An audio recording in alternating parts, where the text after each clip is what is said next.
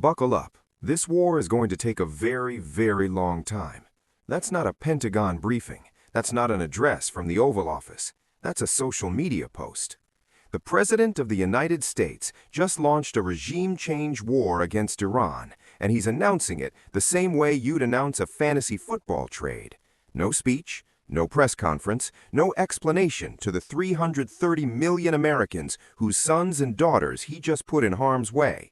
Just a post on his own platform, sandwiched between fundraiser announcements and self-congratulation.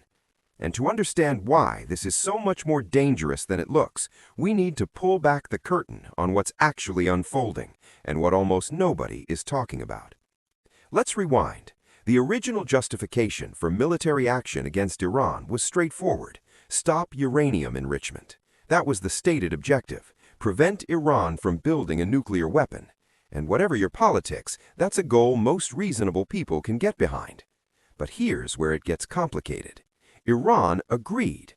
Through diplomatic mediation by the foreign minister of Oman, Iran signaled a willingness to halt uranium enrichment. That's diplomacy working. That's the off-ramp every foreign policy expert begs for before bombs start falling. And the United States drove right past it. Because suddenly, the objective changed. It wasn't about nuclear weapons anymore. It was about regime change, full-scale military assault aimed at toppling the Iranian government. And if that phrase, regime change in the Middle East, doesn't send a chill down your spine, you haven't been paying attention for the last 20 years. We did this before, in Iraq, on similarly shifting justifications, and the consequences of that decision are still reverberating today, 2 decades later, hundreds of thousands of lives later, trillions of dollars later. Think about what happened with Iraq for a moment. Whatever you believe about that war, at least there was a process. Colin Powell went to the United Nations. There were congressional votes. There were televised debates. The intelligence was wrong, and the outcome was catastrophic, but at least the American people were given the courtesy of a case being made. Whether you bought it or not, the machinery of democratic accountability was at least switched on. What's happening right now with Iran?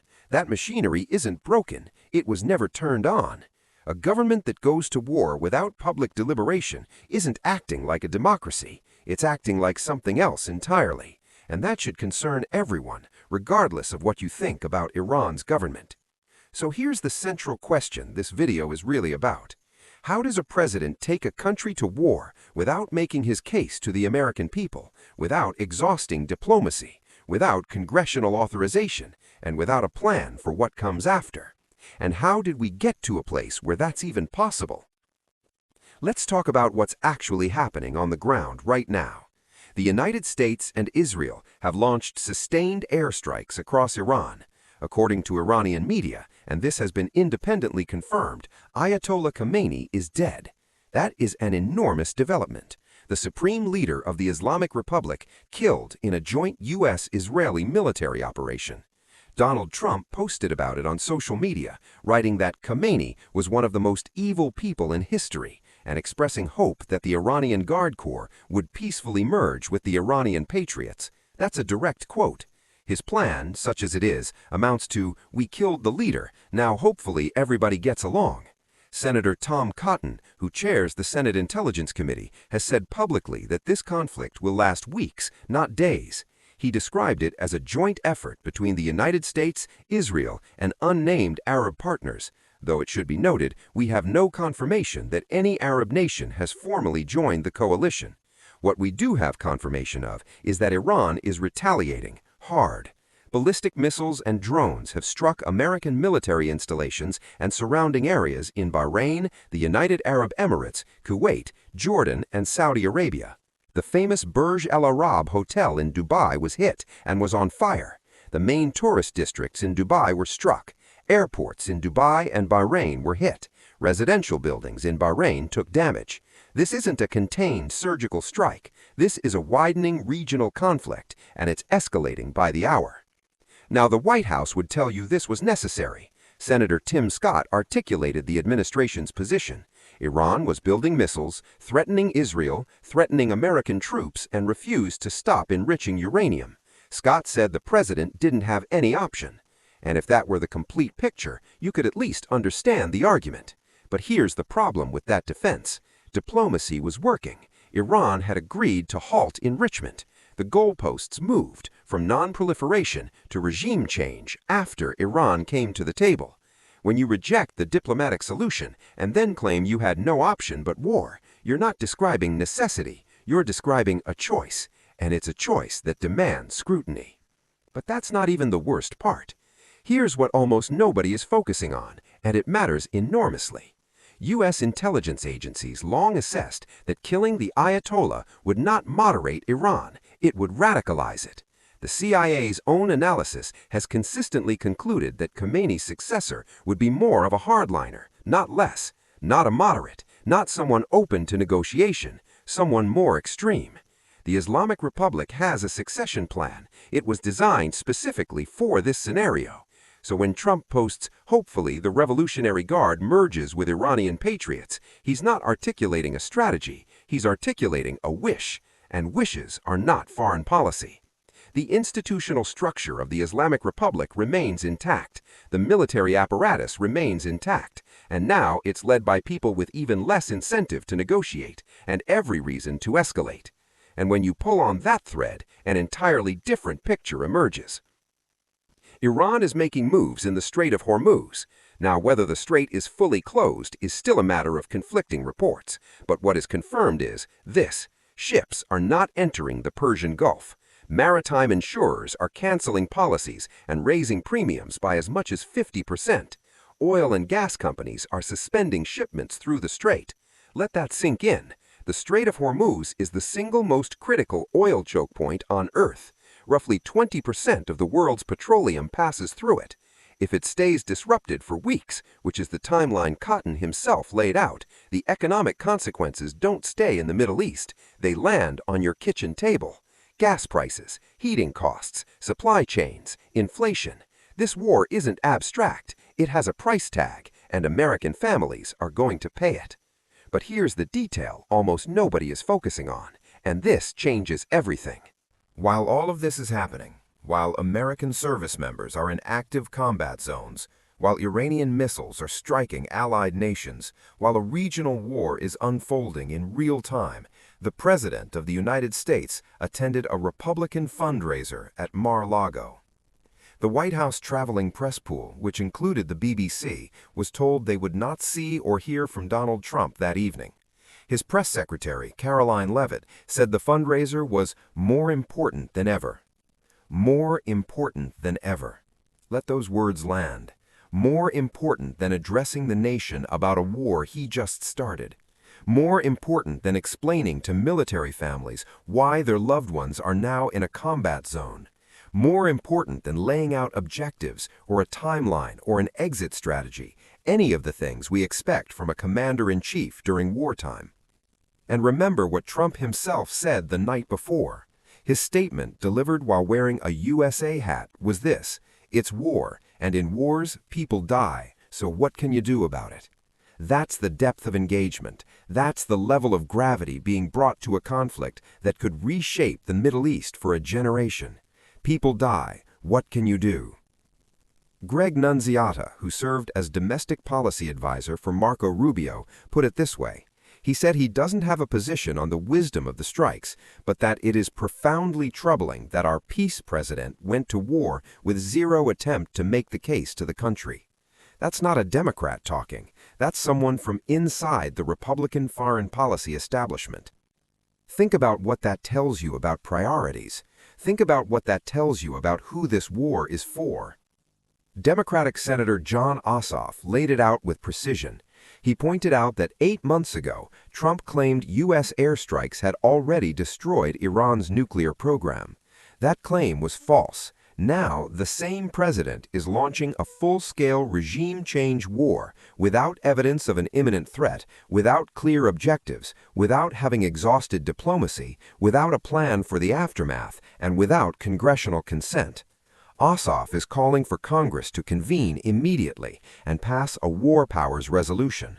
Whether that happens is an open question, but the constitutional reality is unambiguous. The power to declare war belongs to Congress, not the president. And Congressman Jason Crow, a former Army Ranger, raised a point that cuts even deeper. The people being sent to fight this war aren't the children of billionaire donors at Mar-a-Lago fundraisers. They're working-class Americans. That's not partisan commentary. That's a structural truth about who bears the cost of war in this country. It has been true for decades, and it's true right now. So what happens next? There are a few paths forward, and none of them are simple. If Iran continues to escalate, and every indication is that it will, the conflict spreads. More strikes on Gulf states, more disruption to global energy markets, more pressure on fragile alliances. The Strait of Hormuz stays disrupted. Oil prices spike, and every country that depends on Middle Eastern energy, which is most of them, starts making desperate calculations. If Congress actually convenes and asserts its war powers authority, we could see a constitutional confrontation between the legislative and executive branches during an active military operation. Senator Ossoff is already calling for it. That hasn't happened cleanly in modern American history, and it would be messy, politically explosive, and legally unprecedented in its scope. But if Congress doesn't act, the precedent being set is even more dangerous. It means any future president can launch a regime change war on their own authority, with no debate, no vote, and no accountability. That's not a partisan observation. That's a structural threat to how this country is supposed to work. And then there's the domestic political fallout. If the war drags on for weeks, as Cotton predicts, the dynamics shift fast. As Columbia professor Jeffrey Sachs noted, Trump is already a deeply polarizing figure with weak approval numbers. Prolonged conflict rarely helps unpopular presidents, especially when the public was against the war before it started. The economic fallout from disrupted oil markets could accelerate that decline, and with elections looming, the political calculus inside the Republican Party could get very uncomfortable very quickly. There's a reason most presidents build coalitions before they build bombing campaigns. Without public support, wars don't just fail militarily, they fail politically. And when they fail politically, the people who started them start looking for someone else to blame. Now pull the lens all the way back. What does this moment mean, not just for American politics, but for the global order? When the most powerful democracy on earth launches a regime change war without public debate, without legislative authorization, and without a credible plan for what follows, that's not just an American problem. Every ally watching this is recalculating. Every adversary is taking notes. The message being sent isn't strength, it's instability. And in international relations, instability isn't power, it's instability. There are also reports, and these are deeply troubling, of significant civilian casualties, including reports of strikes hitting an all-girls school outside Tehran. If confirmed at the scale being reported, these incidents will define the international narrative around this conflict. Wars are won or lost not just on the battlefield, but in the court of global opinion, and images of dead children have a way of reshaping that court faster than any military victory ever could. And then there's this small detail that speaks volumes about how seriously this administration is treating its own war. Photos released from the ad hoc situation room at Mar-a-Lago, because that's where we run wars now, from a resort, show a senior official wearing an Apple Watch during a classified briefing on U.S.-Israeli strikes, an Apple Watch in a space that's supposed to function as a sensitive compartmented information facility. Standard protocol prohibits any electronic devices that haven't been specially approved and stripped of wireless capabilities. Microphones, Bluetooth, Wi-Fi, all of it is supposed to be locked out. But there's an Apple Watch on someone's wrist during one of the most sensitive military briefings in recent memory. That's not a scandal on its own, but it tells you something about the culture, about the rigor, about whether the people running this war are treating it with the seriousness it demands. We're watching in real time a president who promised to end forever wars begin one of the most consequential military engagements since Iraq. He's doing it without a speech, without a strategy, without accountability. And the question that every single American, regardless of party, should be asking is simple. Who authorized this, and who pays the price when it goes wrong? Because here's what we know from history. Regime change wars don't end when the regime falls. They end a generation later, when the last consequences have finally rippled out. Iraq taught us that. Libya taught us that. And if we refuse to learn the lesson again, Iran will teach it to us one more time. If this reporting matters to you, share this video, subscribe to the channel, and drop your answer in the comments. Is this the war you were promised, or is this something else entirely?